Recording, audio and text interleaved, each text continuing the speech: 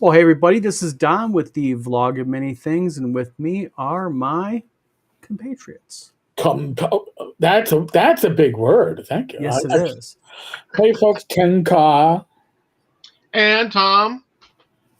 Come on, guys, And you got to be more quick to the. Come on, this has to flow better. No, But no, dude, come on. this I, is I, a I did a live stream at 1 p.m. I put up a video with the news alert, and I'm doing another live stream. You should be happy I'm breathing. yeah. But the thing I is, just put a toddler to bed. we're supposed to be like the village people, but without leather chaffs. Come on, man. If it's going to be the village people, do we have to do the Trump shuffle? Maybe. Never know. I'm a white guy. I can do that. Mr. Glenn, how you guys doing? Edward Kopp, how you doing? I resemble that remark. Yeah. You notice I kind of just went over it. I just kind of like went past it. Yes. I don't blame you. By the way, I'm wearing my paranoia shirt. I am team leader. Oh, Red, you're dead. Oh yeah, no. This was from Shire Khan. Thank you to Bob G. I actually got two shirts out of the deal. I got team leader and number one troubleshooter. So Yep. That means team leader and paranoia means team target. You know that, right? oh yeah. Even by my wife. Yes, I learned that. She learned the game very quickly. Well, real quick, so we can let everybody know what's going on here. We're going to talk about a lot of different things tonight. We're going to talk about Evil Genius Games. We're going to talk about the new Johnson Brothers Award that we have illustriously created. Oof. And we're going to give our first inductee that tonight. We're going to talk about the Stars and Sales backer kit, and we're going to talk about something else, and who knows what else. But I want to talk real quick about something. I'm going to bring it up. We'll just start it off with a bang, maybe. Yes. I see this all the time in chat groups and in groups on Facebook, and I want your guys' opinion and also the live stream chats, and that is this. All right.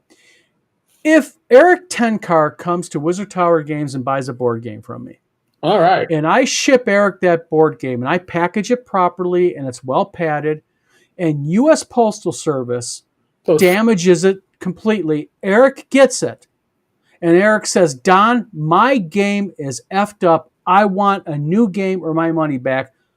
Do I owe Eric a new game or not? People, let's talk about it. Because I see it all the time in board game groups, people saying, yes, the retailer has an obligation to get me that game in good condition. And my argument is, if it's not the game company's fault and it's the shippers, they don't owe you anything. Well, go ahead, Tom. Well, I ran an eBay business way back, I don't know, 15, 20 years ago. And one of the things I just learned real quick to do was I put the insurance. I added, the shipping charges. You have a winning bid, and then you have shipping charges. The shipping charges are the shipping charges, but they always included the insurance on the thing. And I always just did that, especially when a friend, a wargaming friend, came to me and said, "Hey, this eBay thing?" And he was not tech literate; he was a history teacher, and he wanted to sell a Republican Roman army pre-Empire. It was in 15 millimeter, beautifully painted, and I said, "Yeah, sure." And then the more this went on, the more I was like, "Ooh, this is the fees and stuff. I should have negotiated a little differently." But it was purchased by a bloke in England, and so at $250 for this army, and beautifully painted, and I put insurance on it for $250 to cover it. But that's just it. But the thing is. And when it got there, though, here's the story. When it got there, the post office in England said $250.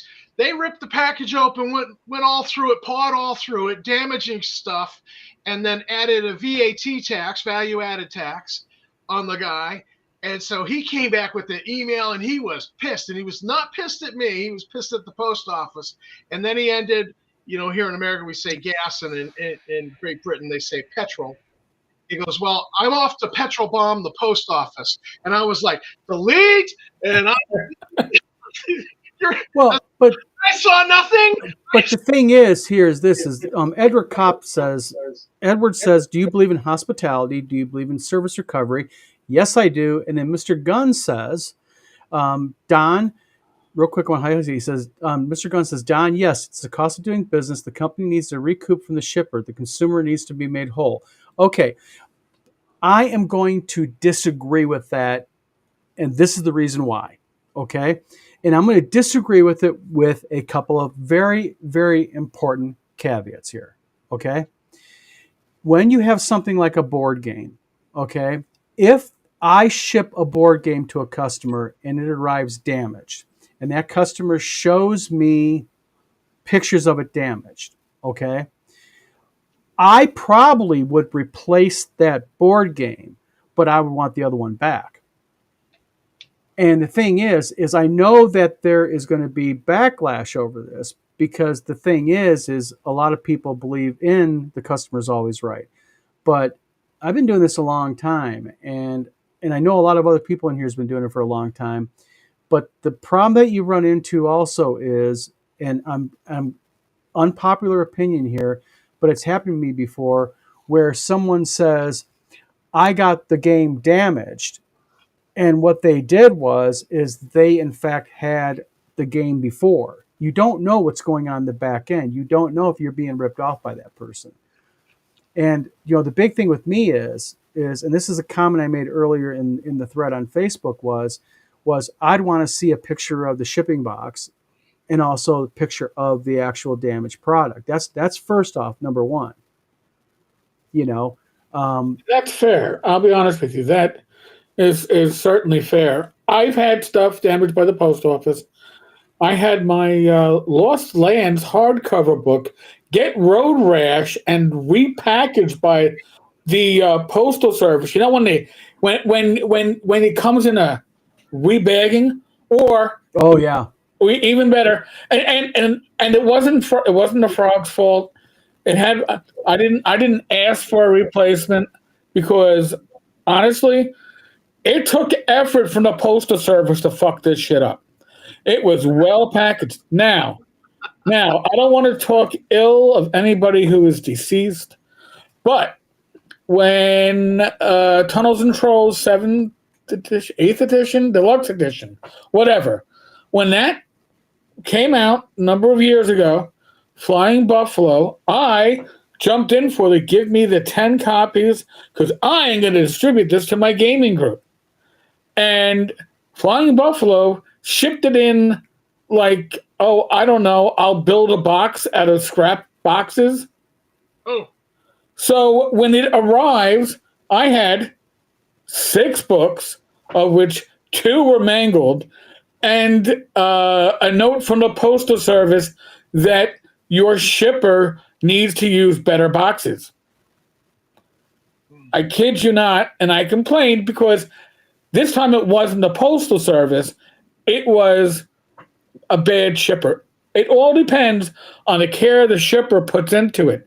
If you sloppily throw something in a fucking box and you don't care how it arrives, I will be pissed if it arrives damaged.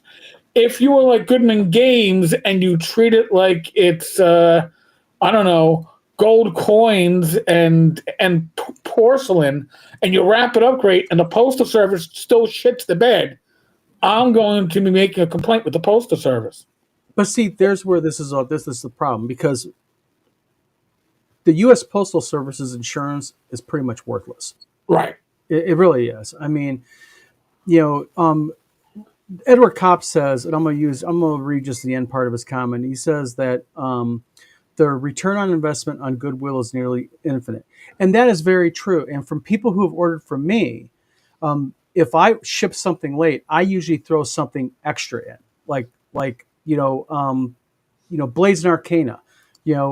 I've been throwing like a copy here and there if I'm late on something, or I'll throw like an extra set of dice or something. I got no problem with that. Get that too. Yes, My big yank is like with this, and I guess I should have gave a little bit better of a backstory here. Is this individual who posted in the Board Game Geek group basically was offended because they wanted pictures of the shipping box also, and he refused.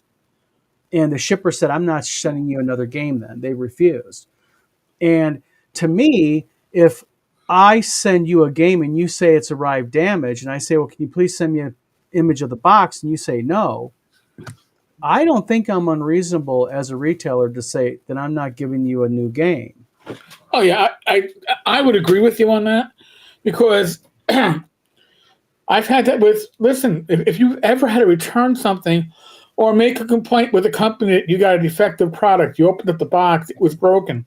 9 times out of 10, they ask you, especially now, we're all digital, right? Everybody's got a phone.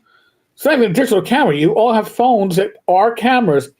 Take a picture, show us the damage, we'll make it good. And I can say something here real quick, and I got witnesses here. Eric, Tom. Yes. How do I package my stuff that I ship out? Poor Eric. Can I put this in the nicest words? You are anal retentive when it comes to making sure things arrive safely. I am a lazy fuck, and I like to receive packages and just rip them open. And with Don, it's like, oh shit. All right, I need to get a knife or a razor out, and I'm gonna go through layers because I got the outer layer. It's like Christmas. It's like Christmas from somebody who gives a shit when they wrap. All right, it is impeccable. There's no two ways about it. If your stuff arrives fucked up, I know it's my mailman who likes to throw things from the bottom. From the sidewalk to the porch when he's not feeling the walk. And trust me, I've been to Eric's house. Those are some bloody steep ass steps. Yeah, they are. Holy shit. So, all right. So, true story. This goes back about, 10, 12 years. I ordered a bunch of Dragon magazines, old Dragon magazines on eBay. It was a great deal. Got it back to like 25. No, actually, it's more. Maybe 30 Dragon magazines. Old ones. They were like $5 a pop, but they were in decent condition. I'm in the downstairs living room with my parents, and we hear the loudest thump. And like, what the fuck was that? And I go out on the porch, and there's this box. Happens to be everything.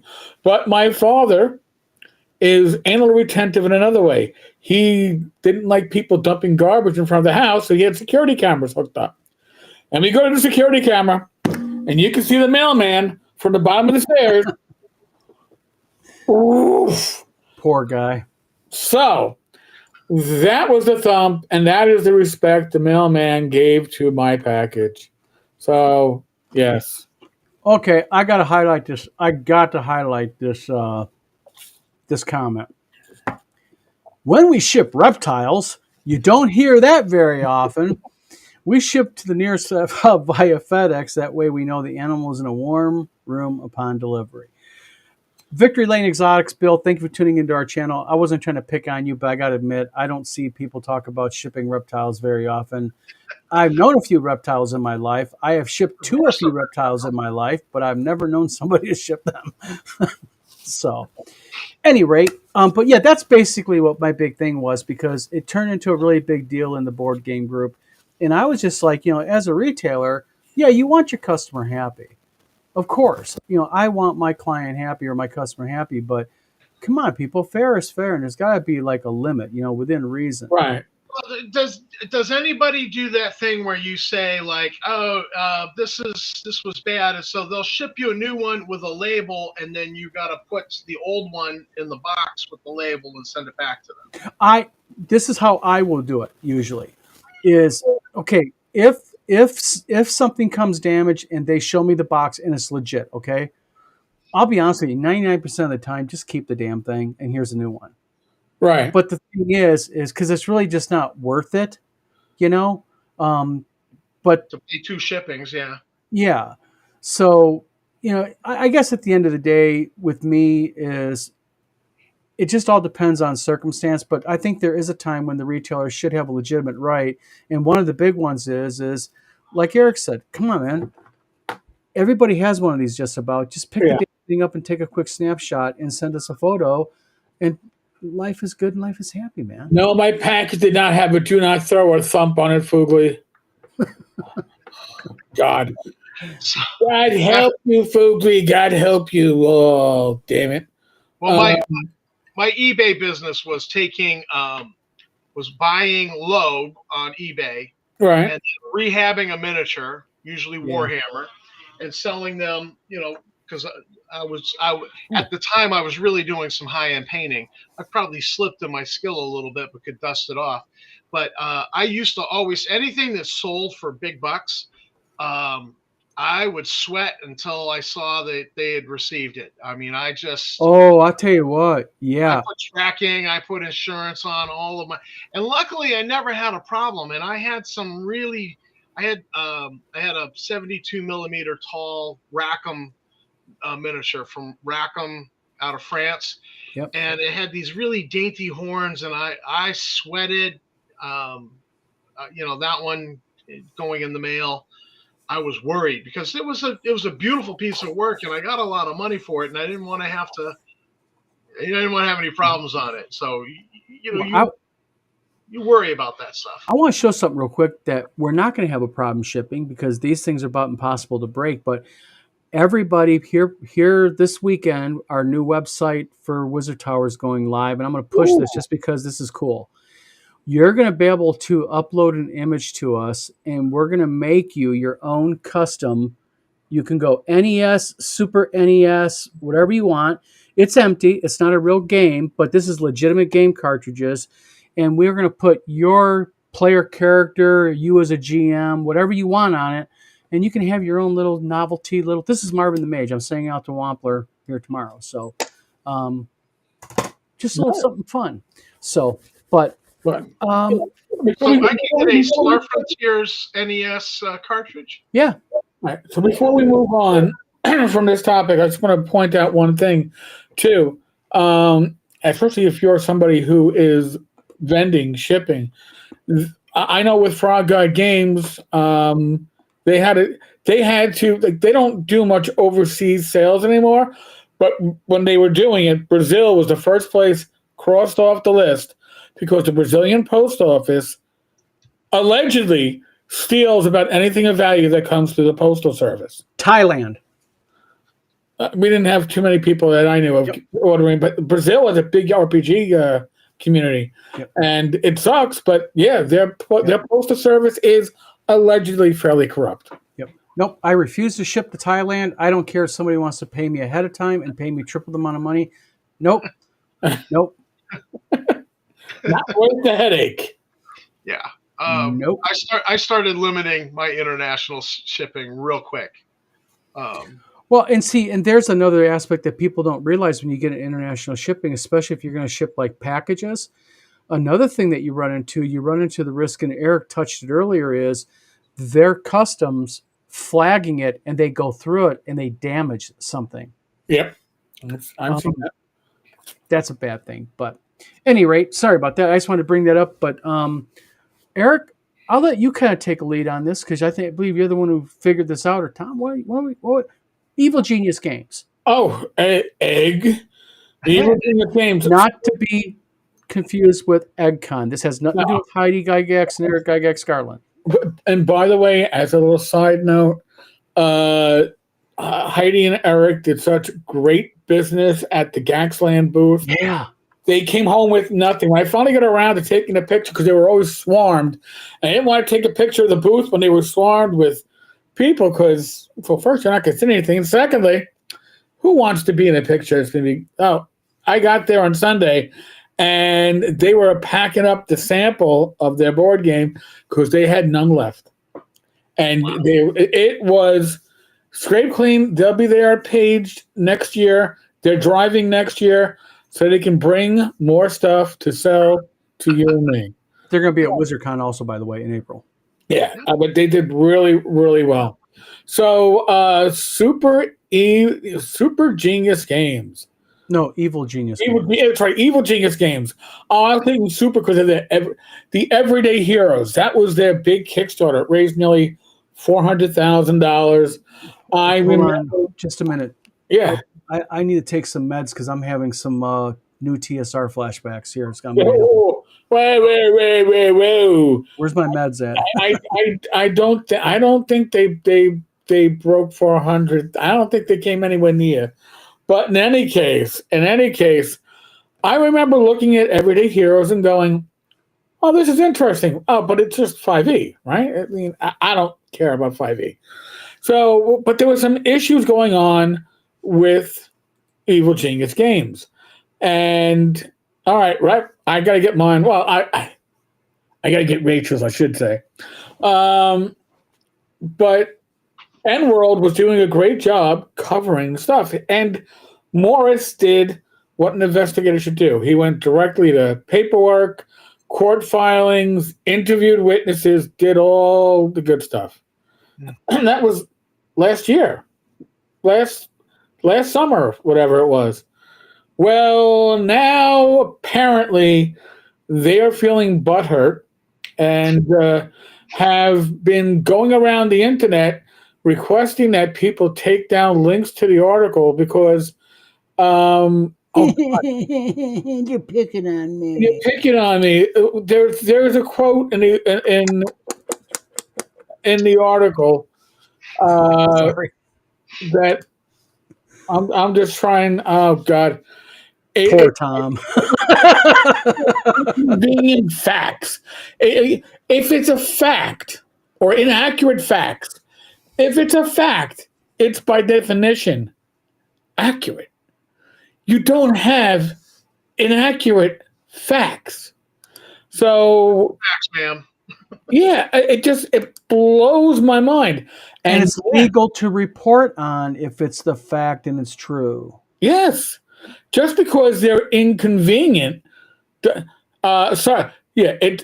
article cited many inaccurate facts. They are facts.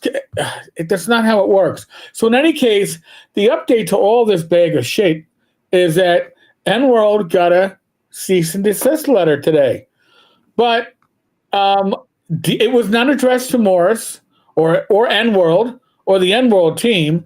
It was addressed to Dear Legal Team. Oh, right there. It is invalid as a C&D. Yep. Because if it says Dear Legal Team, what legal team?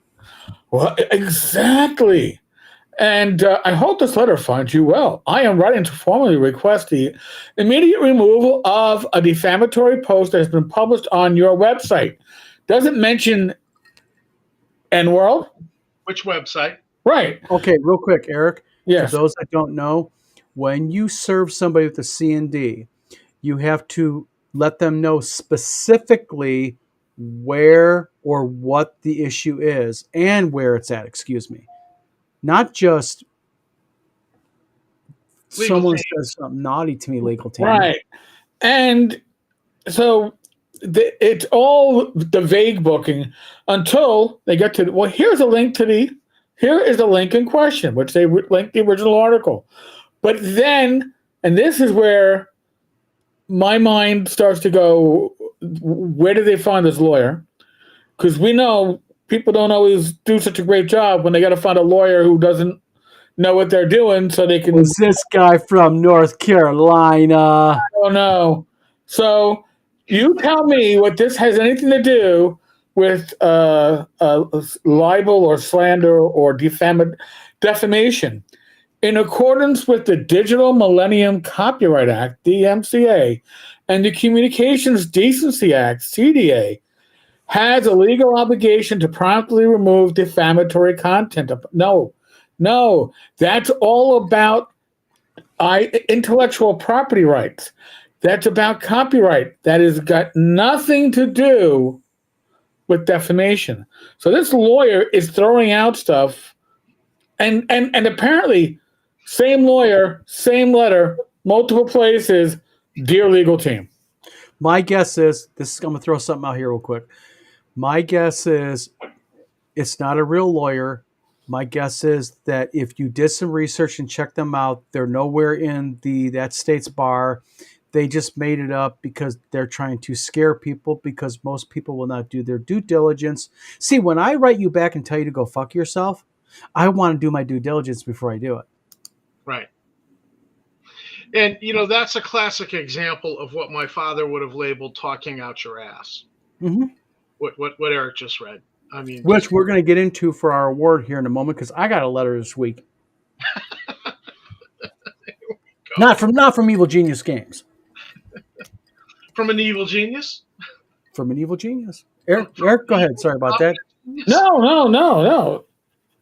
So I was just like, there's so much wrong with that. So, but EnWorld has a policy that if you threaten them with legal action, one, they no longer communicate to you because you're threatening legal action. So Evil Genius Games CEO was still trying to communicate with Morris, and Morris is like, can't do it. You've hit us with the C&D. And Morris did ask, did this come from you guys? He's like, oh, yeah. Tekir works for us. And then Morris was like, all right. But then he also removed Evil Genius's game's ability to post on EnWorld, because you lose that according to their terms of service, which I think is and even if it wasn't their terms of service, they can terminate any damn account. It's their website. Yeah. So I just think it's hilarious that here you are claiming that this article has ruined your business.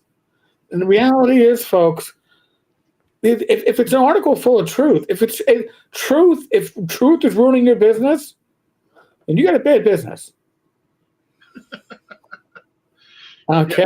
Or you're not responding to it in a proper manner. Why would they do that? Well, it's the day and age of Karens where they're like, how dare you, say my truck is red when your truck is actually red. But Tom, I want my truck to be blue. My truck is burnt umber. It is not red. Yeah, I mean, people get bent out of shape over the most ridiculous things. And honestly, they should have let this lie. It just would have gone away. And exactly. But it's the Streisand effect, right? So now I'm covering it. We're covering it here. Listen, I've had issues with Morris in the past. I'm sure I am not on his Christmas card list, but I am very happy to see Morris sticking the finger to a company that's trying to be abusive. But Eric, really, when you think about this, guys, are we really covering it or are we mocking it? I kind of mock it more than cover it. I'm mocking now. But earlier I covered. I'm just saying. True. Edward Kopp has a question. Edward says, what other animosities has Ed created in the community? I'm very unfamiliar with the company as a whole. I'll admit it. All right. So apparently I guess the first article about Evil Genius Games was that over the course of a month or two, they went from riding high in that Kickstarter with a paid staff of 20 to cutting out, 70%? They were down to 6. How many people, or how much did they raise in the Kickstarter, Eric? First Kickstarter was $400,000. Next Kickstarter was 150, I think. And then the last one was under 50, around 50. And so the angle is not going well. You'd hope that you do this or go flat, and not that you dip.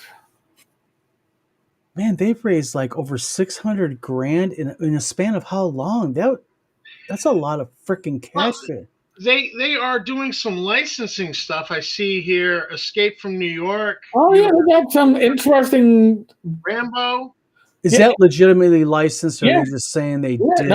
No, they licensed the stuff with Highlander. That's where their money's going to. They're buying licenses. Yeah.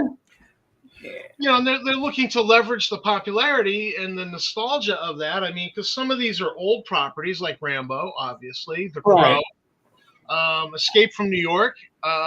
There's like a whole generation of people who don't even know this property. Right. And yeah, Ed, I don't believe that they are doing the pyramid scheme of the Ken Whitmans in the world. But I think the issue is they planned, as I recall, and I think Morris refers to, their way of making money on this was going to be some kind of Web 3.0 initiative.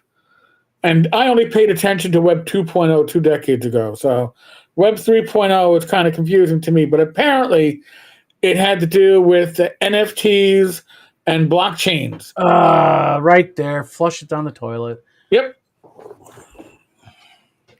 So that was a part of the reason why I believe some of their staff said, "Screw this, I'm gone." So and they have hedge funds investing in them. So they have hedge funds investing in them, and they couldn't maintain their staff. Mm-hmm. Well, I guess technically I could call myself a hedge fund, and I'll just go ahead and loan you guys $5 each. How's that? Now you guys got a hedge fund. I don't know, man. I might need more than 5.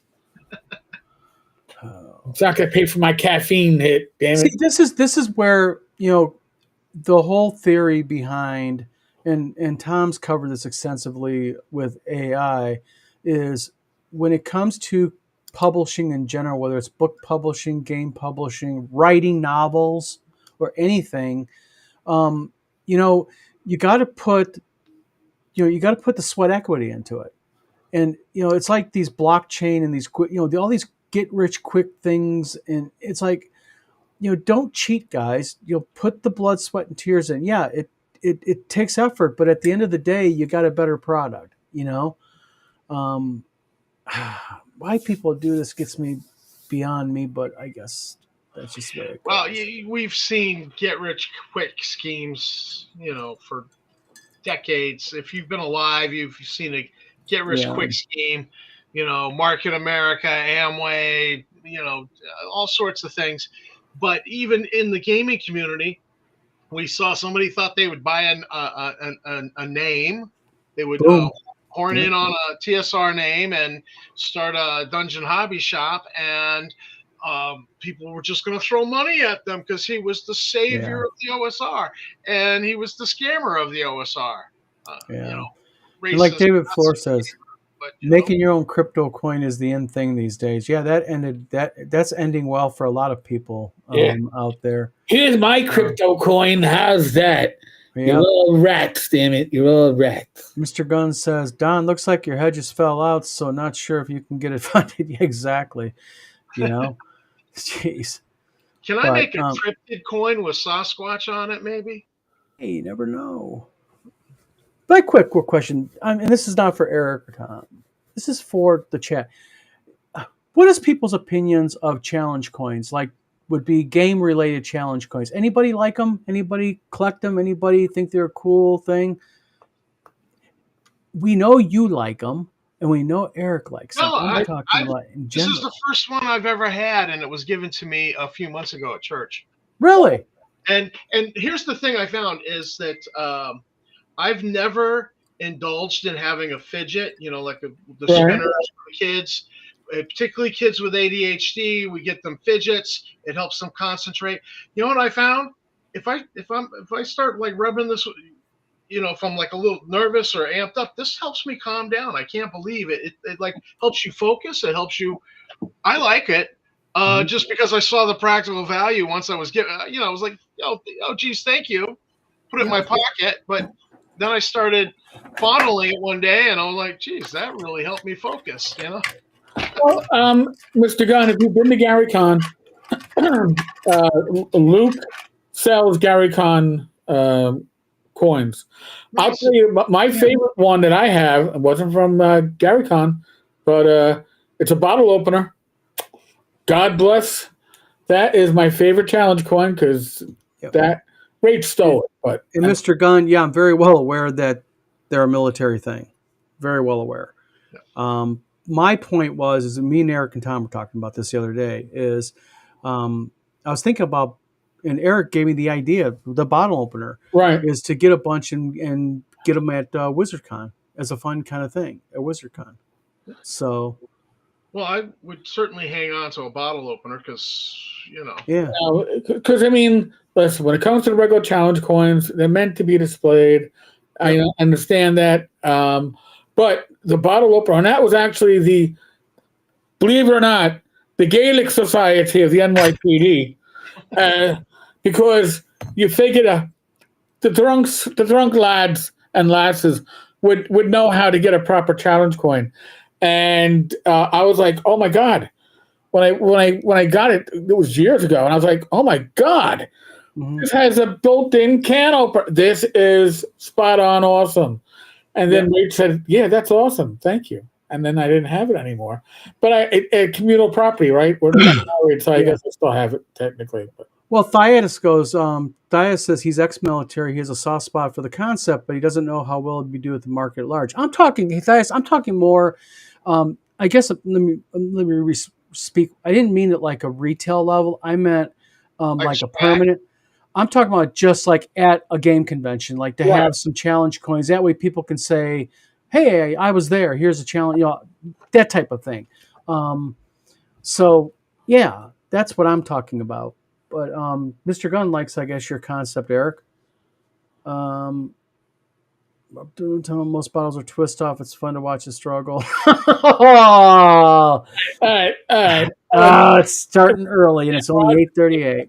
Doing such for Central New York Con. But Mr. Gunn, yes, most bottles of twisties if you drink shit beer.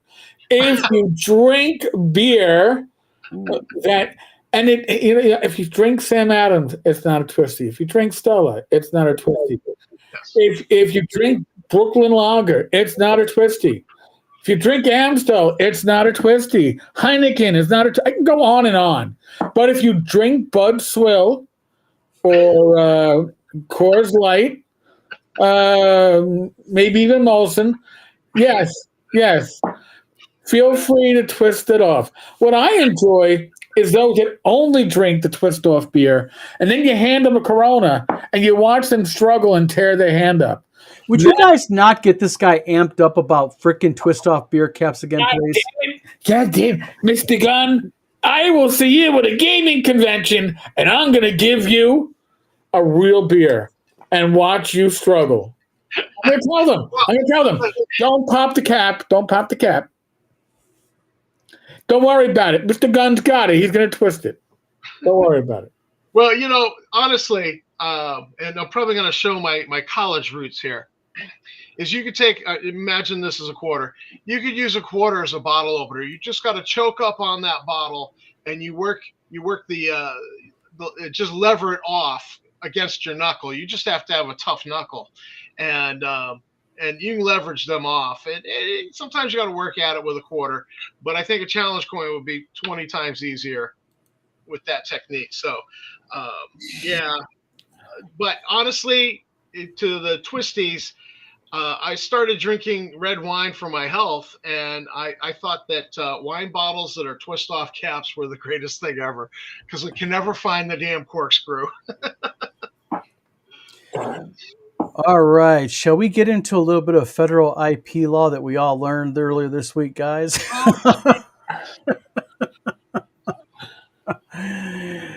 Oh, so you got a letter. I got a letter. All right. Add insult to injury. It's like -25 here in Michigan, so I had to go down at 6 o'clock in the morning and go check my mail because I was going to be productive. Okay. I got a formal notice of affidavits, and I'm going to show this letter, affidavits and declarations of use. And basically, I'm going to just read this real brief letter. It said, Sir, under 37 CFR Parts 2 and 7, this shall serve as formal notice that the names D20 Delving and Realms Card Game are being filed in 2025 by Johnson Publishing Group and ONB Publishing. You are hereby placed on formal notice that you may not 1. Use 2. Operate under 3. Post about 4. Nor use in any way our trademarks mentioned above. And it ends like this. Doing so, you will be in violation of federal law and action will commence against your company. This official notice will supersede anything else you think you will file. Using our trademarks are taken very seriously by our legal team. Do not think of testing us. Signed, and this is the best part, Dave Johnson, CEO of Johnson Brothers Publishing, but also Mr. Alex Sterling, CFO, Johnson Brothers Publishing. Well, Alex Sterling is his fictional pen name. Nice. To publish. By the way, Rach is in the next room laughing her fucking ass off. Yep. Thank And you, Dave. there was no return address on this letter, and the envelope was postmarked Murfreesboro, Tennessee, but had no return address on it. Well, we know who lives in Murfreesboro, Tennessee. And it's dated, this just so full. It's dated God. January 1st. Now, folks, anybody who's listening to this, because, I don't know, you're in your kitchen doing your dishes. Yeah. January 1st, spelled out, small f. So January 1st, 2025. Dave, no, without any respect, you are, in my humble opinion, a pussy. And by the way, real quick, I did verify this letter, and how I verified it was that signature. He did file an affidavit in federal court in support of new TSR, and he signed it. It is a very, very close. I'm not a handwriting expert. I'm not going to hire one for this, but it's close. So, a few takeaways here. So I did not involve an attorney because I'm not wasting the money on this bullshit. But I looked up 37 CFR, and I guess this has to do with hiring attorneys overseas. Well, yeah. He does a lot of AI writing. He's probably using AI Lawyer for this as well. Well, that's like that anonymous email I got that referred to a court case that was about somebody calling somebody a kid thingy. Real quick, Victory Lane Exotics says, Don, you should blur your address. No, my address is publicly known. It's my business address, so it's perfectly fine. I'm not doxing myself. I'm fine with that. To ask this. Rach has a question, Don. Okay. Is let's see, Stella Etoile helping out with any of this legal representation? I don't know. I'm not sure because there was no other young teen Asian girl pedo weird stuff in the envelope. So this was this was their pen name. Yes. For all those awesome erotica novels. Well, this was the pen name after he used the Asian girl pen name. Right. That's a few pen names back. And I do believe that one thing that was published under some Asian girl pen name with some AI picture of her, actually then was later published as Alex Stone. Yes. Alex Stone is actually Dave Johnson. So it's just. And real quick, Victory Lane Exotics, Bill, awesome. And also, Ed, you went to Harper Creek School District. That's really cool too. That's Battle Creek for you. So small world. Got a couple of local guys around. So. I also noticed in this letter that the legal team is not referenced. And so my question was, is it the firm of Me, Myself, and I? You know what? I'm not really sure because don't think of testing us. And I'm kind of looking over this letter, and don't you have to file a trademark before it is a Trademark. trademark? Well, we're giving you notice that we're going to file so you should stop what you're doing because we gave notice under one of our fictitious names.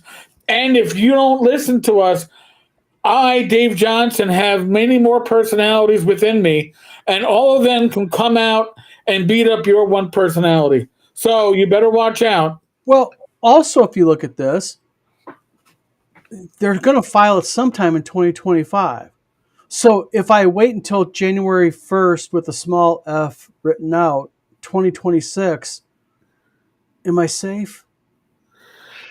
Oh, you know what, guys? I think I'm going to go on a limb here. You know what I'm going to do?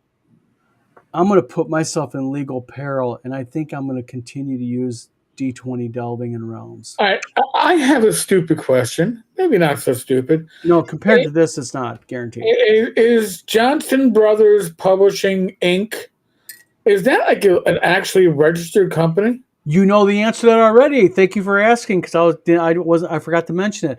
I checked. They're not an LLC, nor are they an Inc. All right. So in other words, he is misrepresent. So him and his fictitious other half, and whether the voices are within the head or just wherever, Dave and his fictitious other half, with a company that doesn't exist, Yes. are stating that they're going to invest in trademarks that with the Dave here. And I'm sure Dave, you're watching, or one of your cronies are watching. You know, so let me explain to you. All right, I'm going to explain to you how this works, Lucy. You got to get the company first before the company can threaten somebody, and you haven't done that yet. So go to your master, ask for some money. He'll give you an allowance, and then you can. I think his mommy's all tapped out. Yeah. All right. See, like I have a special relationship with Dave because Dave actually threatened to sue me. Oh yeah. Well, actually, no, I shouldn't say that. His wife threatened to sue me in the background of our call. And you dare defy that threat? Well, being that Dave at the time was literally it's tracing a bad word because otherwise I'd have to use theft. I forgot about that. Yeah, he was tracing another artist's work and then selling the prints as his own. And when I brought that up, Dave demanded to talk to me, and that's fine. I'll talk to damn near anybody. And it was I think it was a Facebook call, and I was like, okay, Dave. Oh, he said to have you arrested? Oh, Mr. Floor, you know. Dave, hold on. Floor was on a list then.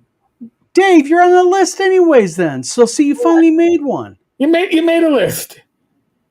Check it twice. Gonna find out if you've been naughty, sued, or arrested on ice.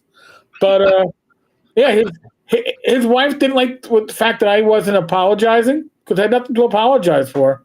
Hereby. She threatened to sue me and take everything I own. And I was like, all right. Dave, the call's over. No, the call. No. I go, Dave, your spouse just threatened to sue me. We got nothing more to say. And he panicked and then he said a few choice words to the spouse, which I'm not going to repeat. And the call was ended. So I really think that Dave is a special individual. And, you know. Definitely. Well, I mean, we have a fake CFO, financial officer, right? And by the way, real quick, Tom, clarify that for everybody, that Alex Sterling, who he is really and who he's not. Alex Sterling is his pen name. He uses to publish. He gets AI to write a book for him, and he publishes under the pen name of Alex Sterling. It's usually weird, creepy, spy, erotica involving young girls. Yeah, and it's it's of a level like it'll say things like this girl, she hot, I mean that bad. Like something a 12-year-old would write. She hot.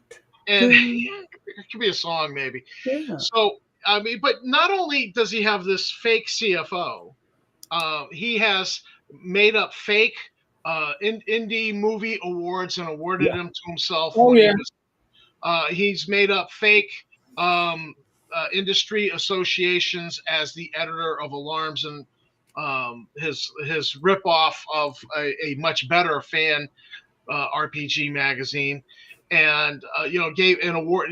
I'm a member of the Editors Guild, such and he's made up crap all along to make himself more important, and it's just pathetic.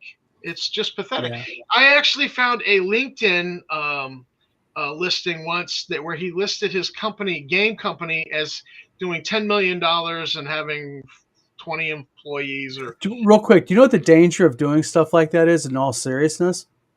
Is, as an example, if you're posting that online and you get audited by the IRS just on a routine thing, and then you say like you made only $300 or something like that, the IRS can actually take that online claim you made, and they can actually kind of use it against you a little bit. I mean, they'll twist some serious wanky shit on you, Well, to answer Mr. Gunn, I did a deep dive, unfortunately, and so you can't unsee these things you've seen. Yes. Type of things. Biatus shared some videos with me on the Satanic Panic, and afterwards I was like, "Where's the gallon of bleach? I want to pour it through my brain." Hey, he helped me with the research, so that's not a criticism with Biatus. But we did a deep dive on Dave, when he was the lead game designer for Star Frontiers New Genesis, and we knew there was all this racist Nazi stuff going into it. And Tammy got mad at me. She's my PI. She does a deep dive on somebody, and she was like, "Do you know how many emails Dave Johnson's had?" She was finding all these emails that he no longer uses, but he's had like 200-300 of them, and alt accounts. And alt accounts. When I was doing my spider web on him, it got nuts fast. Yeah, and I bet you don't know everything. No, I don't. Because he just makes up new stuff all the time. It's just he's in a quest to become famous and respected, and but you find videos of him pretending to be Antifa. Yep. With a dish towel wrapped around his face, and then he goes to an threatening himself. Yeah, and he gets punched by and he's like showing the picture. Some 20-year-old Antifa guy just punched him and decked him and laid him out, a former Marine. And I'm like, dude, you're so pathetic. Even the Marines are like, no, we don't know him. He was from the Navy. He was a Navy corpsman. And I'm like, I mean, the guy's just, everything is made up with him. But the thing is, there's one thing that has been made now, and we discussed this the other day. We here have decided that occasionally we're going to go ahead and issue an award. And what the award is really for just when the situation demands it and someone comes up or a situation comes up where it's just so wacky and stupid and off the wall bizarre, you just got to give an award. So Tom is credited for naming the award. Yeah. Johnson Bros Hose Award. And this is the official Johnson Bros Hose Award. Why? Because you're just a tool. So the thing is occasionally we will issue one, and Johnson Brothers, for that letter, you have earned the first official award. Congratulations. Bros Hose. Show the award. Show the award. I don't. There it is. And underneath our pretty faces is, there you go. Yes, you're just a tool. So, and this is for hosing the gaming community and the public with your stupidity. And yes. So Dave Johnson, first official winner. There Congratulations. You go. You have won an award. We've made up an award and awarded it to you. Yep. And that will be held on our new website. We will have a list of all the award winners as they win. Because, stupidity, like we talked about from Evil Genius Games, might put you in consideration for the award. Yes. And David Floor, Dave, it's only the best for people like that. But, at the end of the day, I guess, that letter took an effort to write and put out and send. Come on, guys. Send to somebody who believes you, I mean, and Fugly, a wrenching experience. It was, man. Here I am walking down, freaking wearing my shorts, freaking 25 below zero at 6 a.m. in the morning, trying to be nice for my wife. Had coffee. She got called out of work because of cold. And I got that out of the mailbox. Well, it's funny when you do a deep dive on somebody like Dave Johnson, Justin Lanassa, and you really start digging deep. I found a video he posted. It was like a live stream, and then he got up from the computer and went to the bathroom. And I know he went to the bathroom and he just forgot to shut the camera off, shut the live stream down, and I hear him yelling to the wife, "Who left the bathroom window open?" She's like, "Must have been your father. I think he did us." Oh my God, I remember that. Yeah. And so then she comes by and she's mad and she grabs the chair and shoves it against the computer, and just shrew face, puckered up, and so I'm watching this and I'm like, oh my God, this is like a slow motion train wreck. And I'm watching and I'm listening to the byplay between the wife and him, and I'm like, this is so bad. I mean, Eric, have you ever accidentally left the live stream running and then people are listening to you and Rachel? Not that I know of, and I think people I would have gotten a phone call. Honestly, somebody would have called me and said, "Hey, listen, numbnuts, what the fuck are you doing?" Everybody knows what you're watching on TV. So, yeah, everybody enjoy. So, I mean, that's when you realize you're dealing with an absolute numbnut who's just beyond pathetic. Yep. Well, for those watching this, though, real quick, remember one thing. You can go ahead if you have a question or a show idea, or us look into something for a show, you can email us at thevlogofmanythings@gmail.com.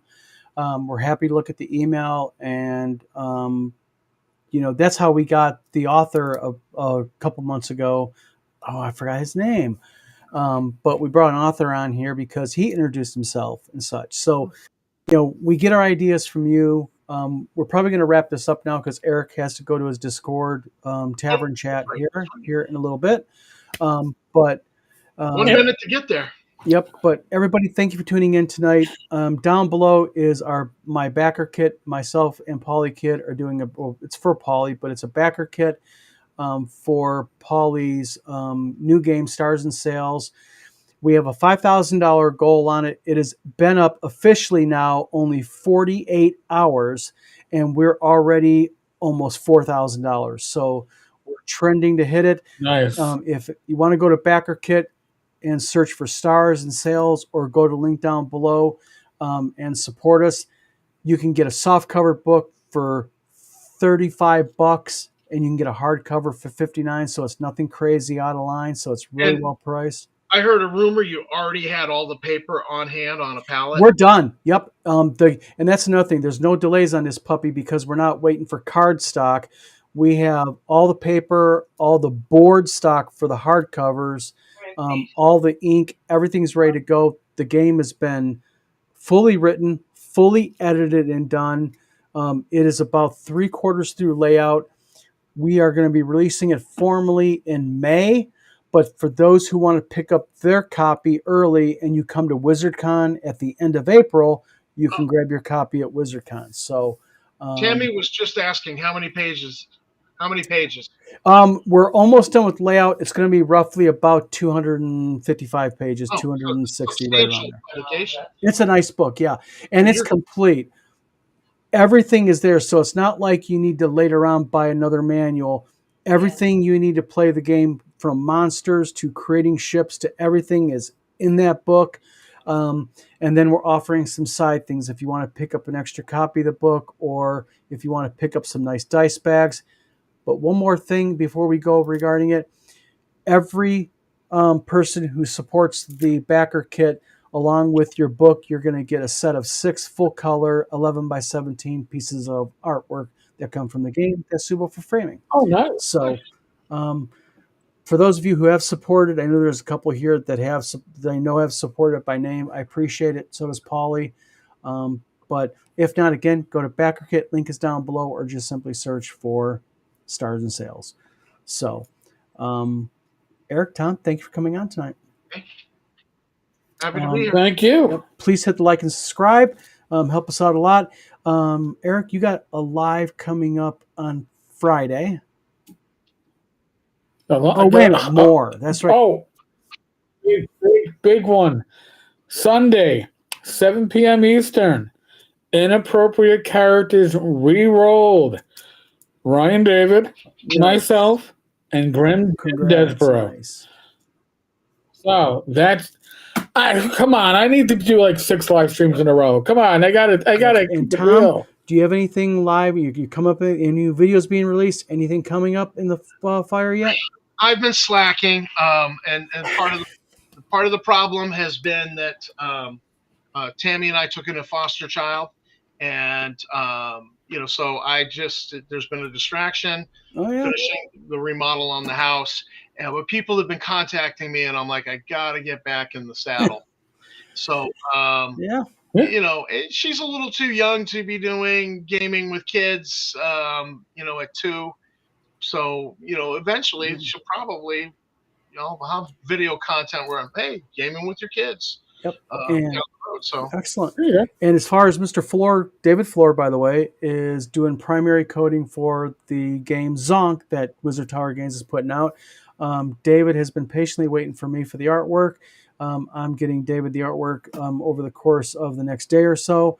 It's just I've been so crazily busy with just running Connecticut all over the place and hell and gone. So, David, thank you for the faith, my friend. Artwork is coming for Zonk. So, everybody, thank you for tuning in tonight's video. Much appreciated. Enjoy the, freezing cold here in Michigan. Australia, I guess, is 117. In New York, So, everybody, thank you again for tuning in. This is Don. This is Tom. Have a good night, everybody. Happy gaming, and